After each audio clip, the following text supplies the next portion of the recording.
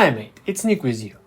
Today I wanna tell you about the most important thing in game development. Without this, you might not finish your game or it will take much more time.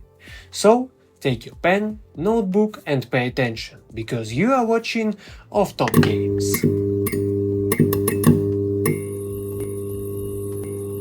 So mate, you decided to become a game developer. My congratulations! No, I'm serious. It is so exciting and I'm here to pass this way with you, from beginning to your very first game release. And the first and the most important thing you have to do before you will write your first lines of code or paint your character, you have to fill out the game design document. It is a roadmap to your game. In game design document you have to write everything about your game.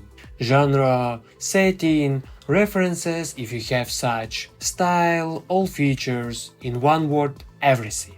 So let's do it together. In the description about the video you will find the link for a template that I prepared specially for you. You can use this one or you can use another one from the internet, or you can write everything in your notebook, it's up to you. I just prepare it for you just to make it easier. So let's start. Before you start filling out the document, be sure to copy it to your disk. I already have an idea for my next game, so I will call it Project Superjar. You will understand why a bit later. For this game I choose a 2D platformer genre in a pixel art style. During filling out the document you will find some comments that I left for you to help you understand some designations. For audio style I'm gonna use 8-bit sound. My target audience is people older than 24 years old who likes nostalgia and old games on NES. Gender and location don't matter for me. Setting. Probably most of you already know this word, but I will explain it for you. The setting is the place and time in your game story. It might be a fantasy world with unicorns and dragons, or post-apocalyptic world for example. For my game I choose a real-life setting with fantasy elements. As a reference, I will use a NES game Chip and Dale 2. The game core loop is the main thing in your game, and the name describes it very well. Let's check the note here. It is the steps that repeats during the game. So, in my game it will be start a level, beat all enemies and boss, go to the new level. Pretty simple.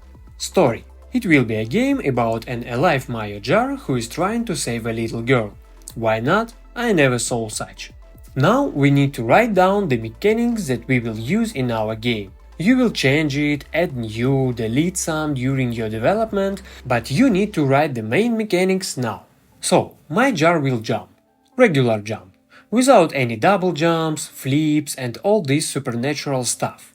Yes, a live jar of Mayo is very natural. Also it has to attack the enemies, so he will throw his lid like a boomerang, and I will add one more attack option. The jar will fall to the floor and roll, knocking down the enemies.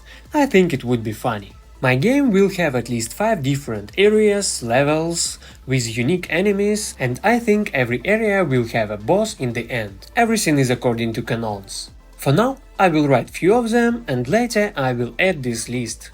The first level is the supermarket. So unexpected. Then we move to a parking lot and try to find a car with kidnappers. The last level is a warehouse or hangar where the kidnappers keep the girl. Characters. My main character is a jar of Mayo. All other I will add later.